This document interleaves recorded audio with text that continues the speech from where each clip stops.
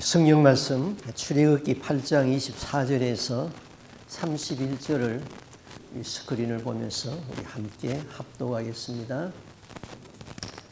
여호와께서 그와 같이 하시니 무수한 파리가 바로의 궁과 그의 신하의 집과 애굽 온 땅에 이르니 파리로 말미암아 그 온 땅이 황폐하였더라. 바로가 모세와 아론을 불러 이르되 너희는 가서 이 땅에서 너희 하나님께 제사를 드리라. 모세가 이르되 그리함은 부당하나이다. 우리가 우리 하나님 여호와께 제사를 드리는 것은 애굽 사람이 싫어하는 바인즉 우리가 만일 애굽 사람의 목전에서 제사를 드리면 그들이 그것을 미워하여 우리를 돌로 치지 아니하리이까. 우리가 사흘 길쯤 광야로 들어가서 우리 하나님 여호와께 제사를 드리되 우리에게 명령하시는 대로 하려 하나이다. 바로가 이르되 내가 너희를 보내리니 너희가 너희의 하나님 여호와께 광야에서 제사를 드릴 것이나 너무 멀리 가지는 말라. 그런즉 너희는 나를 위하여 간구하라. 모세가 이르되 내가 왕을 떠나가서 여호와께 간구하리니 내일이면 파리 때가 바로와 바로의 신하의 바로의 백성을 떠나려니와 바로는 이 백성을 보내어 여호와께 제사를 드리는 일에 다시 거짓을 행하지 마소서 하고 모세가 바로를 떠나 나와서 여호와께 간구하시니 여호와께서 모세의 말대로 하시니 그의 파리 때가 바로와 그의 신하와 그의 백성에게서 떠나니 하나도 남지 아니하였더라. 아멘. 하나님으로부터 사명을 받은 모세와 아론이 바로 왕에게 나타났습니다. 그리고 바로에게 가서 Let my people go, 내 백성을 해방하라. 그랬을 적에 바로가 모세의 말을 들을 리가 없지요. 그때 모세는 손에 잡은 하나님의 지팡이를 의지해서 애굽 땅에 10가지의 재앙을 내렸습니다. 우리 성경에서는 바로 그러면은 바로가 어떤 한 왕인 줄 아는데 이런 것입니다. 우리나라의 이시조선 그러면은 조선 왕조에는 많은 왕들이 있잖아요. 그와 마찬가지로 바로 왕조 그러면은 바로 왕의 그 나라에 많은 왕들이 있습니다. 그것을 통틀어서 그냥 바로 그렇게 말하는 것이죠. 그래서 모세가 애굽에 내려가 가지고 그 바로라고 불렸던 그 왕과 대적했던 그 사람은 그 아미노토프 2세 그런 왕이었습니다. 그의 아버지는 그 모세와 함께 자라면서 그 라이벌 관계에 있었다고 그랬죠. 둔모세 3세였습니다. 그런데 둔모세 3세는 죽고 이제 그의 아들이 왕이 되었던 것입니다. 이 아미노토프 2세는 그의 아버지의 업적을 잘 이어받아 가지고 잘 훈련된 그런 사람이었습니다. 그는 젊고 자신만만했고 패기 있었고 또 동시에 대단히 교만한 그런 왕이었습니다. 모세는 하나님의 능력으로 애굽에다가 그 10가지의 재앙을 쏟아놓습니다. 천재지변이 일어나는 것이죠. 우리가 살면서 여러 가지 천재지변이 지금도 우리는 당하고 있습니다. 그런데 하나님께서는 이 천재지변을 하나님의 심판의 도구로 사용한다는 것이죠. 자, 그 한 가지 예가 소돔 고모라에 유황불 심판을 내렸다. 그 하나님의 심판이죠. 오늘날 코로나 바이러스 때문에 온 세계가 그냥 환난 가운데 있잖아요. 이것도 하나님의 심판인 것입니다. 알곡과 쭉정이를 갈라내놓는 하나님의 심판이라고 그랬어요. 그래서 이런 코로나 바이러스 때문에 하나님 앞에 더 가까이 나가는 사람이 있는가 하면은 그냥 예배도 폐해지고 그랬으니까 그냥 신앙을 조금만 가지는 신앙까지도 팔아먹는 일이 너무나도 많은 것이죠. 자, 출애굽기 7장에서 10장까지는 애굽에 내린 10가지의 재앙을 말했습니다. 자, 이 재앙들은 그 애굽을 통치하는 바로와 그 다음에 바로를 추종하는 사람들과 또 바로의 배후에서 역사하는 사탄, 또 그 땅과 그 나라의 모든 우상을 다 심판하는 그런 재앙입니다. 자, 애굽에 내렸던 10가지 재앙들은 당시 애굽 사람들이 섬기던 그 우상의 신들과 다 관련이 있었습니다. 하나님은 이 재앙을 내리는 목적을 애굽의 신들에 대한 심판이다 그랬습니다. 그리고 이런 재앙을 통하여서 하나님의 능력을 보여주시는 것이다 그랬죠. 그래서 출애굽기 9장 16절에 보면은 하나님이 모세를 통하여서 바로에게 이렇게 말합니다.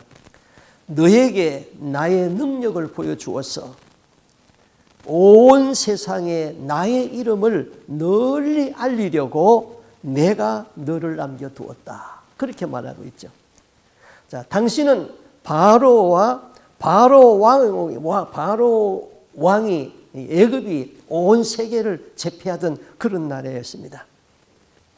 자, 이스라엘 백성이 출애굽한 뒤에 그 뒤에 성경을 읽어보면요, 이방에 있는 모든 나라들이 하나님을 다 알았어요. 애굽의 신들을 심판하는 그 하나님, 홍해를 육지같이 갈라놓는 그 하나님에 대한 믿음, 하나님이 계시다는 것을 온 세계가 다 알았다 이 말입니다.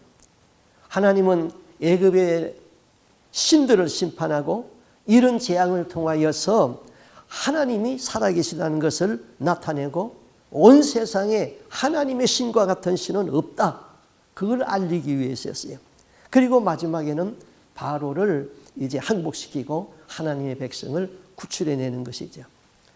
자, 우리는 예수 믿는 사람들, 다 여기 있는 사람들 보니까 다 10년 이상 다 예수 믿었어요. 10년 이상 다 예수 믿었으면은 그 애굽에 내린 10가지 재앙 정도는 외우고 있어야 돼요. 다 외우고 있는 사람이 있습니까? 첫째는 피재앙, 두 번째는 개구리 재앙, 세 번째는 이재앙, 네 번째 파리재앙 이렇게 나가는데 이 머리 좋은 사람들은 그 외우는 방법도 있어요. 그 첫자만 따서 외우면 돼요.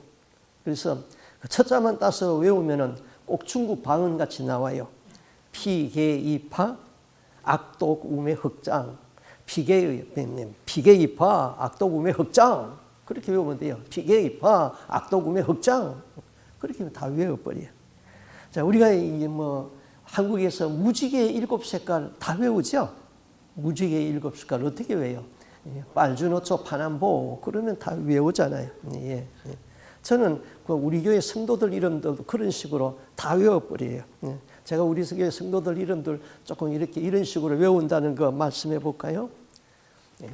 미주에 사는 인화 화목하여 성신의 인을 받아 하나님의 성호를 찬양하라. 금수가 숙자야 송자야 종호야 다 외워버렸잖아요. 다 외우잖아요. 그 차를 타고 가면서도 이렇게 생각하면서 그분들을 위해서 기도할 수 있다고요. 예. 그런 식으로 외우세요. 예. 자, 이 10가지 재앙을 다 말씀드리려면 시간이 많이 소요되니까 그 핵심적인 것만 제가 골라서 말씀을 드리겠습니다. 첫 번째, 그 나일강이 피가 되는 재앙을 만들었어요. 자, 모세가 애굽의 나일강에 가가지고 강물을 치니까 강물이 다 피가 되었어요. 나일강은 그 애굽 사람들의 생명의 젖줄이었어요. 그 나일강 물을 마셨어요. 또 나일강 물이 범람할 적에 그 해안의 모든 평야들이 자동적으로 수리 조절이 돼가지고 거기에서 거름이 공급돼가지고 농사가 아주 풍년이 들었어요. 그래서 당시 애굽 사람들은 나일강을 숭배했어요. 그 나일강을 지키는 신이 있고 나일강을 보호하는 신이 있다고 믿었어요. 그래서 나일강을 다스리는 남자 신은 하피, 그 다음에 여자 신은 이시더, 그 다음에 그 강을 지키는 수호 신은 크놈, 이런 신들이 거기 있었어요. 그래서 나일강을 피가 되게 해가지고 이것은 신이 아니라는 것을 알려주었습니다. 고대의 그 이방 종교는 다 항상 남신 사상과 여신 사상이 있어요. 이거 굉장히 참 무서운 거예요. 우리도 그 영향을 지금 받고 있어요. 어느 날 그 대학교 여자 교수였는데 그 여자 교수님하고 차를 타고 가는데 그분이 막 성경을 좀 알았어요. 알아가지고는 하나님은 무자비한 하나님이라고. 왜 그러냐? 왜 그런 생각하느냐? 이스라엘 백성이 가나안 땅에 들어가서 정복을 하는데 하나님 말씀하시기를 남자, 여자, 어린이, 노인 할 것 없이 다 죽여버리라 그랬어요. 하나님이 어떻게 그럴 수 있느냐? 어린 아이들이 무슨 죄가 있느냐? 또 항복했는데 왜 다 죽이느냐? 막 항의를 해요. 우리가 언뜻 들으면은 좀 그럴듯해요. 그러나 성경을 알면은 하나님이 왜 그렇게 말했는지 그걸 알 수가 있는 거예요. 자, 성경에 보면은 엘리야가 바알 선지자들과 이 가멜산에서 대결을 하잖아요. 그래가지고는 하늘에서 불을 끌어내려서 바알 선지자 450명을 다 끌어다가는 그 기손 시내가에서 다 죽여버리잖아요. 하나님이 왜 이 바알 신을 이렇게 싫어하고 이 바알 선지자들을 이렇게 다 죽여버리는가? 이 바알 신은 풍요의 신이거든요. 고대에는 이 농경 사회이기 때문에 비가 오면은 풍년이 들고 비가 오지 아니하면은 흉년이 들어요. 그런데 비가 오게 하는 것은 어떻게 해서 비가 오느냐? 하늘에는 남신과 여신이 있는데 남신과 여신이 서로 결합을 했을 적에 그때 땅에 비가 온다. 그렇게 믿었어요. 그런데 날이 가물어요. 비가 안 와요. 그러니까 백성들이 이거 비는 와야 되겠는데 남신과 여신이 합쳐야 되는데 뭐 비는 안 오니까 그러면은 우리가 빌어서 우리가 남신과 여신을 합치게 좀 하자. 그게 뭐냐 하면은 바알 신상을 어깨에 지고 가가지고는 나무 밑에다 갖다 놓고 그 다음에 거기에서 남자와 여자가 성행위를 하는 거예요. 그러면 바알 신이 그걸 내려다보고 있으니까 성적 충동을 받아가지고 바알 신도 자기들도 결합을 한다는 거예요. 그것을 그 공감적 마법 그래요. 그러면 자기 부인하고 자기 남편이 가서 뭐 그렇다면 또 별 문제인데 이건 전부 다 딴 남자, 딴 여자를 데리고 가가지고는 푸른 나무 밑에다 가서 신상을 놓고는 거기서 성행위를 하는 거예요. 그러니까 그 땅에서 태어난 아이들은 전부 다 누가 자기 아버지인지 모르는 거예요. 또 그렇게 태어나니까 자손에 대하여서 귀한 것도 없어요.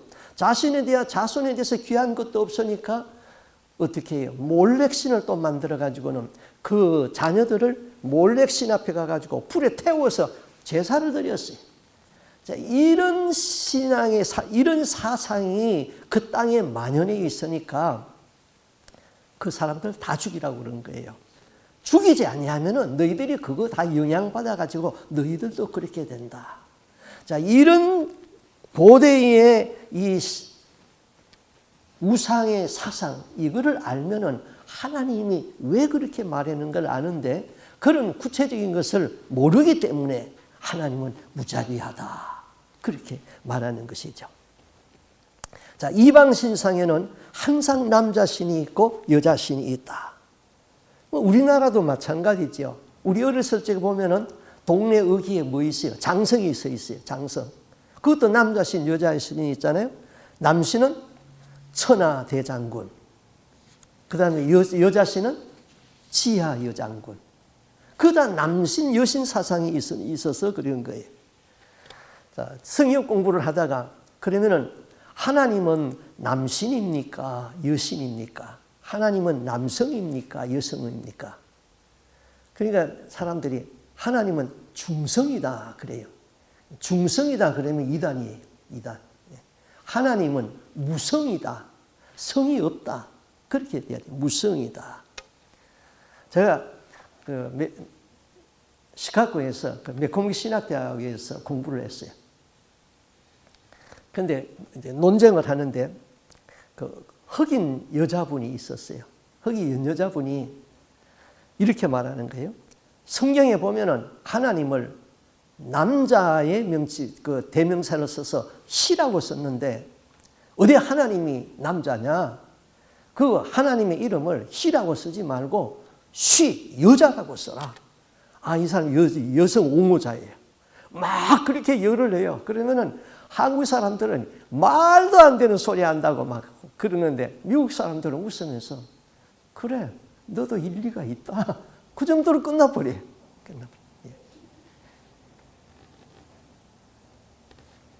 미국의 군목들이 기도할 때요. 예수님 이름으로 기도합니다. 그러면은 당장 법에 소송이 돼버려요. In the name of Jesus I pray. 그러면은 유대인들이나 무슬림들이 고발을 해버려요. 왜 예수의 이름을 가지고 기도하느냐? 우리는 유대인인데, 우리는 무슬림인데.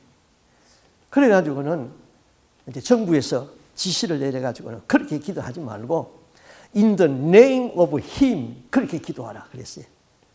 그러니까 In the name of Him 그러면은 그 힘 안에는 마오못도 있고 석가도 있고 뭐 다 있으니까.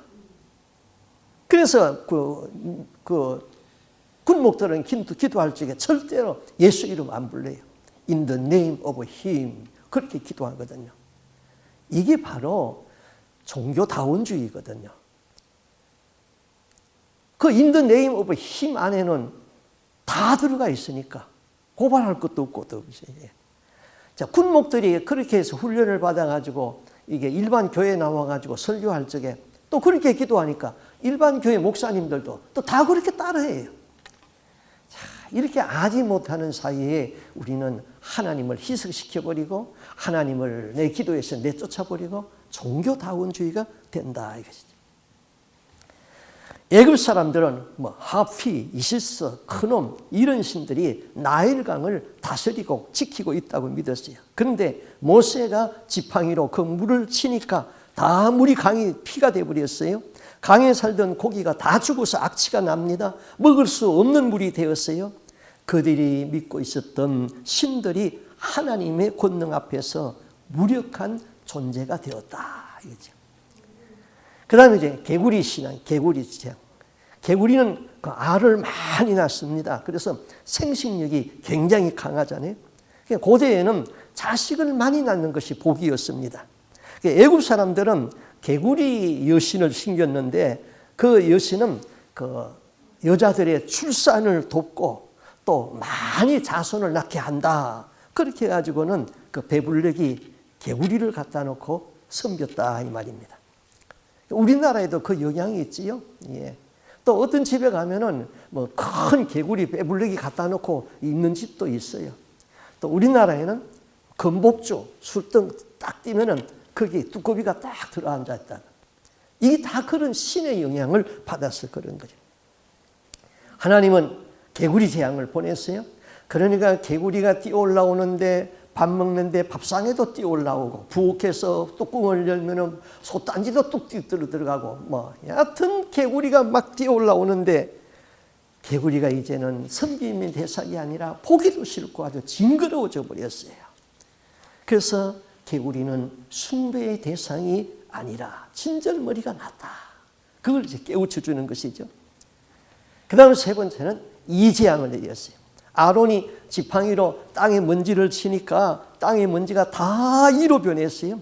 이가 그냥 짐승의 사람의 몸에 짐승에 붙어서 괴롭혔습니다. 여기에 그 연세 많으신 분들은 그 어린 시절에 이와 함께 살던 추억을 가지고 있을 거예요. 뭐 신세대는 그거 잘 모를 거예요. 불과 40년, 50년 전의 이야기죠. 제가 이 군대 생활할 적에도요, 훈련을 받는데 그 내무반에 한 60명씩 들어가거든요. 그 단체 생활을 하니까 이가 얼마나 많은지요. 그래서 이 소탕을 하기 위해서 이제 DDT를 나눠줍니다. 그러면 DDT를 옷에다가 막 뿌려요. 그러면 이가 다 튀어나가가지고는 DDT 없는 사람한테로 가요. 그럼 그 사람도 DDT 뿌리거든요. 그럼 이가 견디지 못하니까 어디로 가냐면 모포로 다 올라가요. 그 모포 하루 종일 듣고 나면 또 이가 다 생겨요. 얼마나 이가 많았는지요. 하루는 그 중대장이 들어오더니 전부 다 옷을 벗겨가지고는 이를 잡으라고 그러더라고요. 그래 이를 잡아가지고는 철모에다 모으래. 철모에 모았더니 뭐 일개 중대에서 잡은 이가 다 모으니까 철모로 반바가지나 되더라고요. 옛날에 서당에서 아이들이 책을 읽다가 논쟁이 붙었어요. 도대체 이가 어디서 생기느냐? 그러니까 한 아이는 그 이는 우리 몸에서 생긴다 그랬어요. 그러니까 한 아이는 야 빨가벗고 있는데 무슨 거기가 이가 생기더냐? 이는 옷에서 생기는 거야. 그러니까 아니 옷장만 있는 이 옷장 안에 무슨 이가 생기느냐? 그래가지고 논쟁이 붙였는데 이게 해결이 안 됐어요. 그러면 우리 훈장님한테 가서 물어보자. 그래서 훈장님한테 가서 물었어요. 훈장님, 이가 몸에서 생기는 겁니까? 옷에서 생기는 겁니까? 훈장이 아무리 생각해도 제 생각에 답이 안 나오거든요. 그래서 훈장이 이렇게 대답했어요. 야, 이가 생기는 것은 몸에서 생기는 것도 아니고 옷에서 생기는 것도 아니고 옷하고 몸하고 문대 식기 하면은 거기서 이가 생긴다 그랬어요. 여하튼 애굽에 이라는 신은 없었어요. 그러나 땅과 관련된 신이 있었거든요. 모세가 땅에 티끌을 날리니까 땅의 먼지가 다 이로 변했어요. 그들은 생명의 근원이라고 생각한 이 땅, 이 부의 상징이라고 생각한 땅, 그 땅의 티끌이 다 이가 되었는데 그 땅에는 그 셋이라는 신이 있었는데 이것은 축복의 신이 아니고 저주의 신이다. 이렇게 바꿔놔 버렸죠. 그 다음 네 번째, 파리 재앙이 왔습니다. 이집트 사람들이 밥을 먹으려고 입을 벌리면은 파리가 입 안으로 기어 들어갔어요. 길을 가면은 파리가 앞을 막아가지고는 길이 보이지 않아요. 뭐 누워 있으면은 파리가 달라드는데 뭐 견딜 수가 없습니다. 여기 파리는 보통 파리가 아니라 그 쏘는 파리인 것입니다. 파리 재앙을 내릴 적에 이스라엘에 사는 고센 땅은 파리 재앙을 받지 아니하도록 하나님이 구분을 했습니다.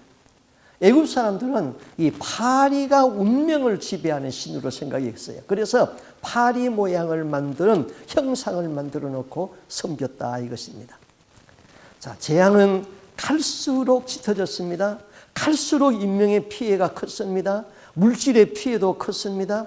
이것은 애굽 사람들이 숭상하는 모든 우상 종교가 여호와 하나님 앞에서는 아무것도 아니라는 것을 깨우쳐주는 심판이었습니다. 이와 같은 애굽에 재앙을 내리는 목적은 애굽의 모든 신에게 재앙을 내리고 온 천하에 나 여호와와 같은 하나님은 없다. 그것을 알리기 위해서 그랬어요. 애굽의 신들이 벌을 받는다는 소문이 온 천하에 퍼지면서 여호와만이 참 신이다. 그것을 깨닫게 해주었습니다. 바로는 이런 재앙을 만나게 되면 숨이 막힙니다. 그래서 모세를 불러가지고는 제발 이 재앙을 거두가게 해달라. 그리고 네 백성을 데리고 나가라. 그렇게 합니다. 그리고 그 재앙이 또 거두어지면 바로의 마음이 또 바뀌어져 가지고는 또 그 백성을 해방하지 아니했어요. 다섯 번째, 악질 재앙입니다. 이번에는 애굽 사람들의 가축에 악질이 생겼어요. 애굽에는 이 생축이나 말이나 소나 양이나 약대나 이런 가축을 아주 귀하게 생각했는데 그 가축에 그냥 악질이 생겼어요. 그 가축은 애굽 사람들의 재산이잖아요. 그런데 우리의 재산을 보호하는 그 가축의 신이 있다고 생각했어요. 그 신의 이름이 핫소울이었습니다. 핫소울. 암소머리를 한 형상을 한 그런 우상이었습니다. 또 아피스라는 수소 모양을 한 그런 우상도 있었습니다. 그러나 가축이 악질로 인하여서 쓰러질 적에 그 가축을 보호하는 신들이 무력하다는 것이 아무런 힘이 없다는 것이 되고 말았습니다. 자, 바로가 마음을 강팍하게 했을 적에 애굽에 있는 모든 짐승들까지도 고통을 받았다. 성경은 인간이 범죄하게 되면은 이 만물까지도 고통을 받게 되고 만물도 탄식하면서 하나님의 아들들이 나타남을 기다린다. 그렇게 로마서에서 말씀하고 있는 것이죠. 인간이 범죄하게 되면은 이 만물까지도 고통을 받는 거예요. 여러분, 우리는 저 식물이 말을 안 하고 모르는 것 같지만은요, 식물도 다 하나님 편에서 보면은 자기들끼리 말을 한다고 그래요. 예. 오늘 이 오리곤, 그 다음에 워싱턴, 캘리포니아가 이 산불 때문에 얼마나 재난을 받고 있습니까? 예. 이런 것이 다 인간의 죄로 인하여서 만물이 탄식하고 인간을 깨우쳐 주는 것이죠. 여섯 번째 재앙은 독종 재앙인데 시간 관계상 스킵하고요. 그 다음에 일곱 번째는 그 우박 재앙이 되었습니다. 하늘이 그냥 번개 천둥을 치면서 우박이 떨어지는데 애굽 나라가 생긴 이후로 이와 같은 우박이 없었다 그랬어요. 들에 있는 종들과 가축과 짐승이 그냥 우박 한 번만 맞으면 다 죽어버리는 거예요. 우박 때문에 들에 있는 채소가 다 죽고 나무가 다 부러졌습니다. 애굽에는 하늘에 누트신이 있었습니다. 이것이 곡물을 수확하고 다스릴 수 있는 그런 또 이스신이라는 수확의 신도 있었어요.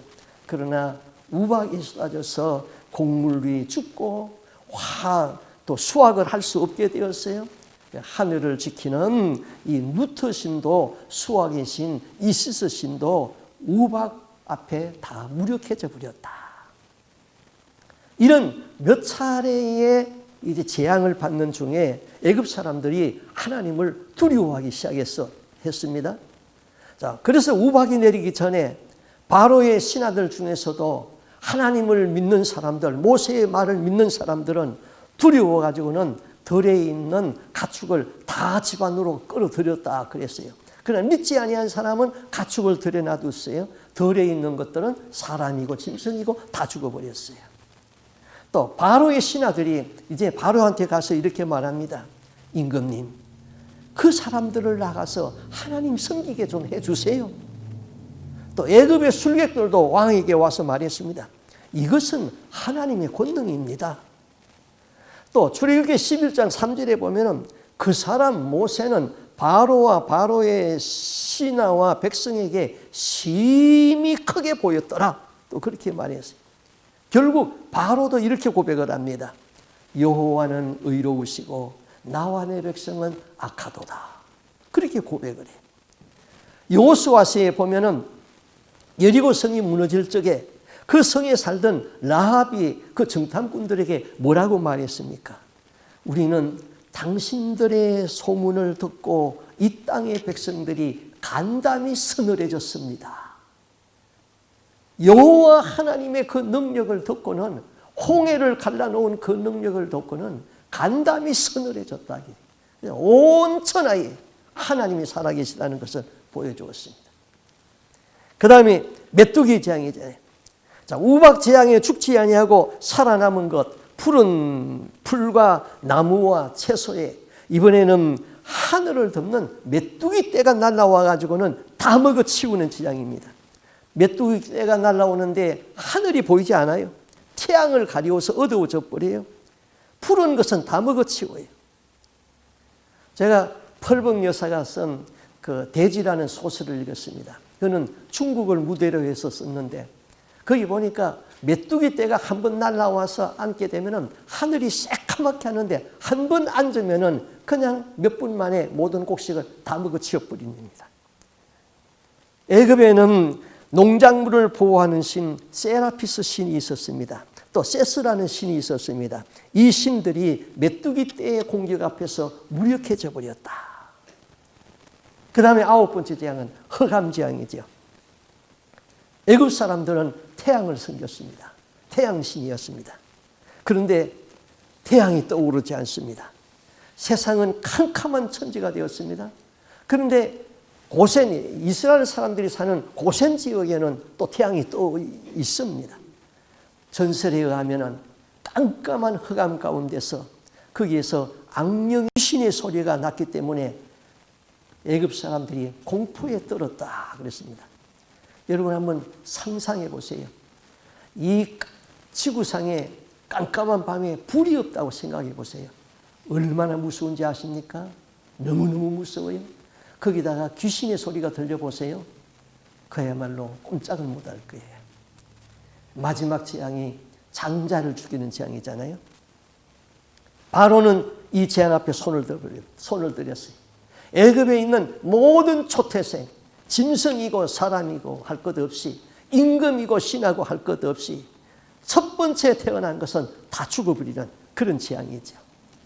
그때 애굽의 바로 왕의 아들도 죽었습니다. 애굽의 바로와 바로의 왕의 장자는 신이었습니다. 다 죽었죠. 바로는 이 10가지의 재앙을 받고 항복을 했습니다.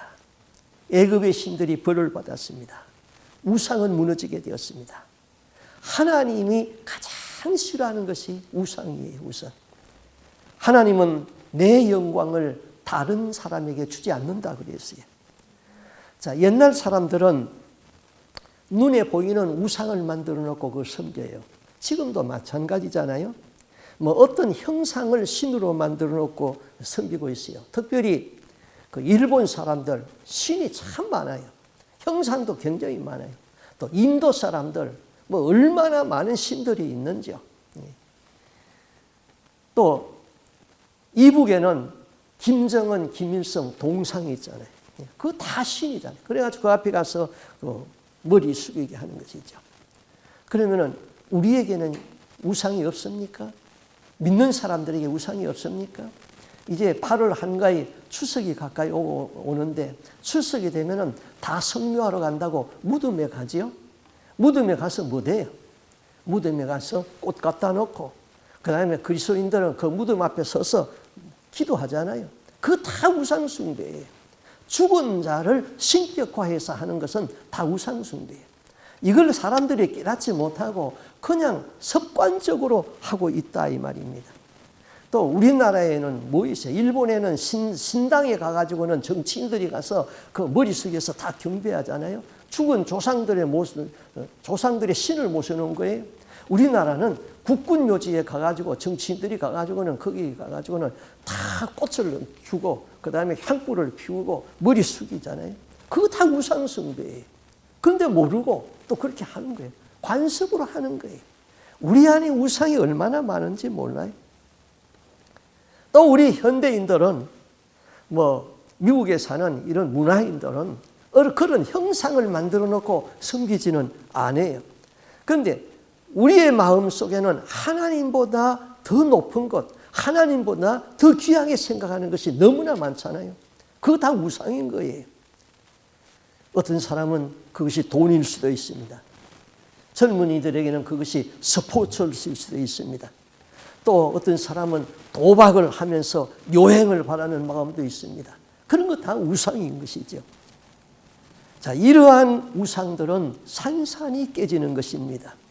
결코 내 인생에서 하나님보다 더 높은 것도 없어야 되고 하나님보다 더 좋은 것도 없어야 되는 것이죠. 그것을 스스로 깨버리는 사람은 회개고 하나님이 깨버릴 적에는 그는 심판이 되는 것이죠. 우리가 예수를 잘 믿는다는 건 뭡니까? 내 속에 있는 우상을 다 헐어버리는 것이죠. 여러분 안에 우상이 없는 것 같지만은요, 우상이 너무나 많이 있어요. 하나님보다 더 좋은 건 다 우상이에요. 성경대로 안 믿고 내 생각대로 하는 것이 다 우상인 것이에요. 우리는 하나님 바로 알고 하나님 바로 믿어야 되는 것입니다. 그 다음에 이 재앙의 원칙이 있었어요. 하나님이 바로에게 재앙을 줄 적에 무조건 재앙 주지 아니했어요. 그 원칙은 지금도 지켜지고 있는 것인데 하나님이 재앙을 내리기 전에 반드시 모세를 통해서 경고를 했다는 사실입니다. 하나님은 경고 없이 우리를 심판하지 아니에요. 피재앙을 내리기 전에 먼저 경고를 했어요. 여호와가 말씀했습니다. 여호와가 참 하나님이신 것을 바로 왕에게 기어이 알리고야 말 것입니다. 보십시오. 내가 가지고 있는 이 지팡이로 강물을 치면은 강물이 피로 변할 것입니다. 강에 있는 물고기가 죽고 강물에서 냄새가 나서 애굽 사람들이 그 강물을 마시지 못하게 될 것입니다. 세번역 성경에 그렇게 기록했어요. 분명히 경고를 했어요. 또 우박 재앙을 내릴 때도 경고합니다. 내일 이맘때에 큰 우박을 퍼부을 것이고 그처럼 큰 우박은 이집트 나라가 생긴 이때부터 지금까지 내린 적이 없을 그런 우박입니다. 자, 그렇다면 우리는 재앙이나 징계나 어떤 재난이 오기 전에 하나님의 경고가 있었습니까? 아니면 내가 갑자기 당했습니까? 경고가 있었습니다. 양심을 통해서 경고했습니다. 또 어떤 사건을 경미한 사건을 통해서 자꾸 경고했습니다. 하나님의 말씀이 이미 내 마음에 와서 닿았습니다. 그런데 바로처럼 마음을 교만하게 써가지고는 고집을 부렸습니다. 머뭇거렸습니다. 그러다가 왕창 깨지는 것이지. 하나님이 말씀하시기를 말세에 되어질 일들도 하나님은 그 종들에게 알리지 아니하고는 심판하지 아니한다 그랬어요. 먼저 알려주어서 깨닫게 하고 회개하게 하는 것입니다. 소돔 고모라를 심판할 적에도 천사들이 찾아와서 알려주었습니다. 그러나 소돔의 멸망을 경고받은 사람이 농담으로 들었기 때문에 그만 교만해서 마음을 강팍하게 쓰다가 망했습니다.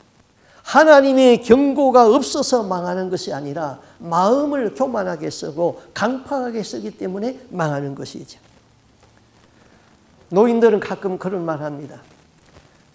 예수 잘 믿다가 내가 죽을 적에는 그저 잠자는 듯이 그렇게 죽었으면 좋겠습니다. 여러분도 그런 마음이 있겠죠. 아프지 않고 죽었으면 좋겠다. 날마다 회개하면서 사는 사람은 그렇게 죽는 것이 복이에요. 그러나 대개 그런 사람들이 없어요. 그렇지 않으면 죽을 적에 한두 달이라도 아니면 일주일이라도 아파서 침상에 있는 것이 복이에요. 그게 왜 복입니까? 그 기간은 하나님이 회개하라고 주는 경고의 기간이에요. 그 기간에 완전히 하나님 앞에 회개가 되어지면은 천국으로 갈 수 있는데 사람들은 그냥 우연히 아픈 줄 알아요.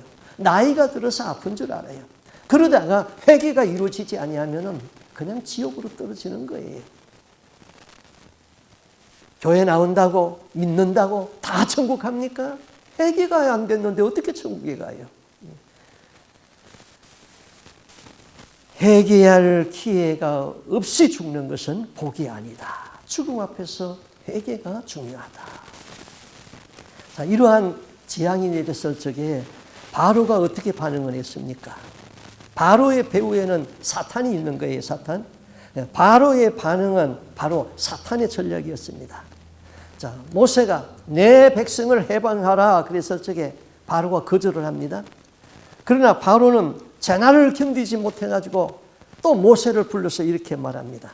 8장 25절에 보면은 바로가 모세와 아론을 불러 이르되 너희는 가서 이 땅에서 너희 하나님께 희생을 드려라. Go sacrifice to your God within the land. 이 땅에서. 바로는 계속 쏟아지는 재앙을 보면서 백성을 보낼 수밖에 없다는 것을 알았어요. 그래서 결정을 내렸어요. 가라. 너희 하나님께 예배하라. 그런데 조건이 있다.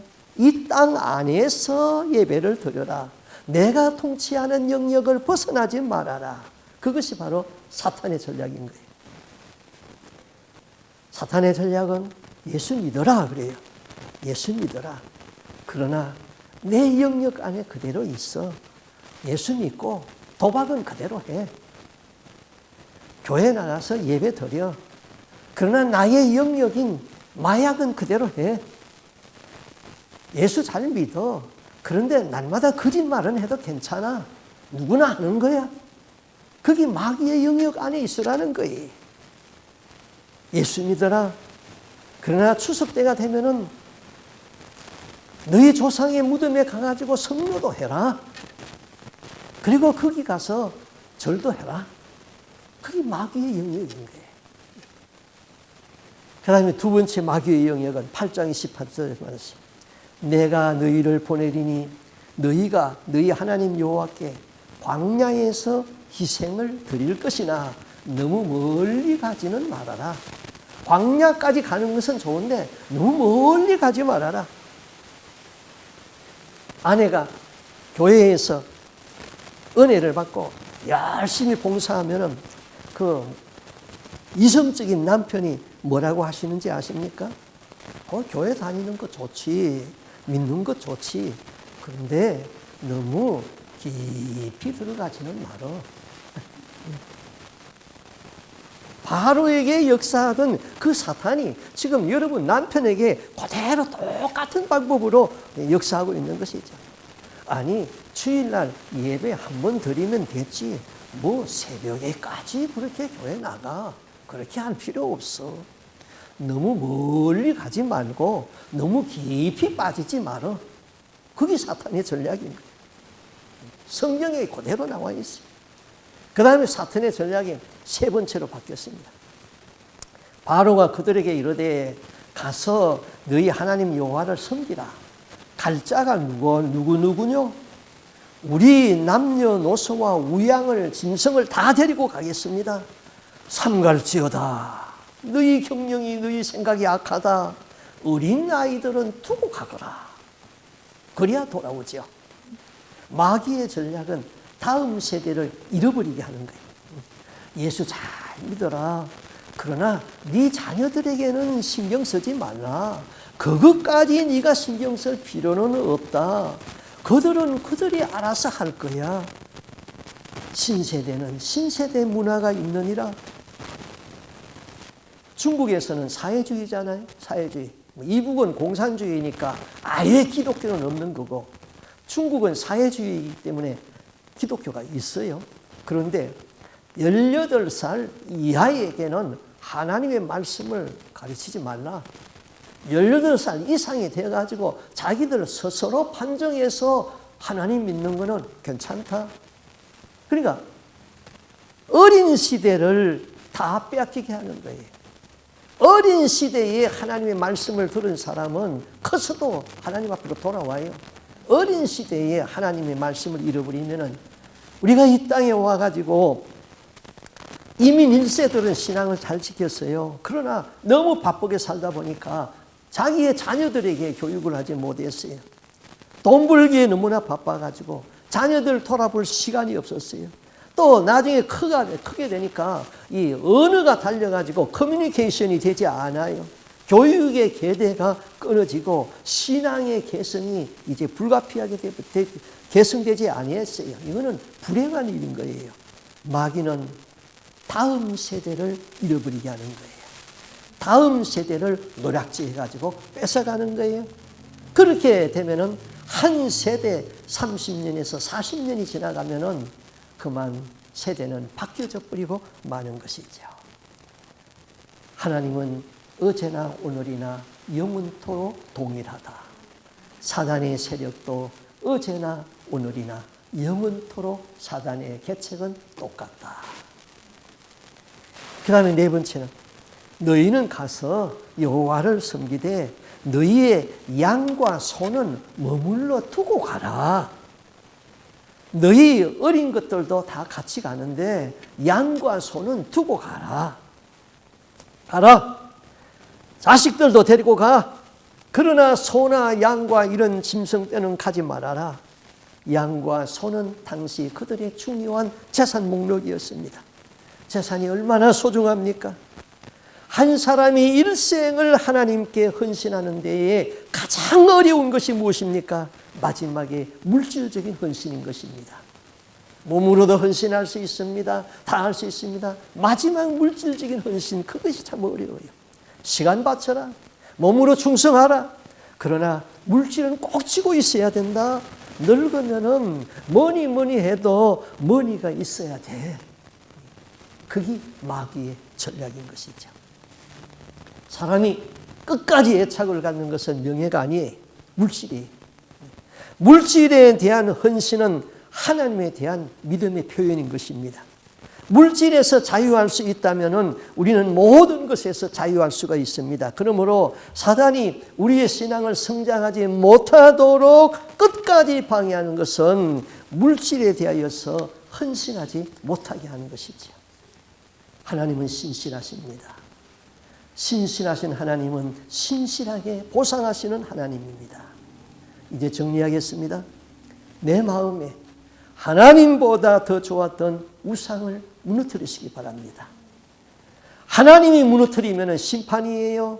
그러나 내 스스로 무너뜨리면 회개가 되는 것입니다. 나의 지나온 삶에서 하나님의 권고를 듣고도 무시하지 아니했습니까? 오늘날도 하나님은 경고 없이 심판하지 않습니다. 그러나 깨어있는 사람은 조그마한 경고가 올 적에 언뜻 깨닫고 자기를 각성하고 하나님 앞으로 돌아오는데, 기도가 없고 깨어있지 못한 사람은 한 번, 두 번 주는 경고를 깨닫지 못하다가 왕창 망하는 것이죠. 사단은 여전히 우리의 신앙을, 성숙을 방해하고 있습니다. 예수는 믿되 사단의 영향을 벗어나지 못하게 합니다. 부적은 몸에 지니고 다녀라. 예수는 믿되 우상은 그대로 섬겨라. 죽은 자의 시체를 항상 가까이 하라.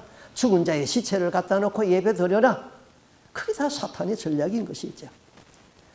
예수는 믿되 사탄의 영향을 벗어나지 못하게 하는 것, 또 예수는 믿되 깊이 들어가지 못하게 하는 것, 항상 발목신앙만 가지고 은혜의 강에서 헤엄치지 못하고 발목만 잠기는 그런 신앙생활을 하다가 마지막 네 영혼을 멸망시키는 것이죠.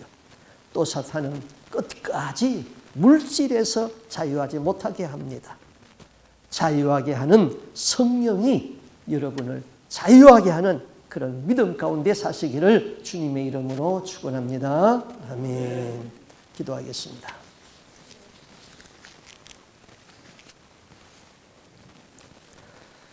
우리 하나님 아버지, 사람을 창조하시고 하나님을 섬기도록 그렇게 창조하였습니다.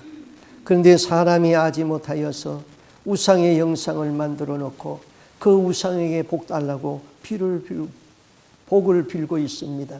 그리고 몸에 부적을 지니고 다니면서 이것이 나를 지키고 이것이 나를 복 주실 것이라고 믿는 그런 어리석은 가운데에 빠져 있습니다.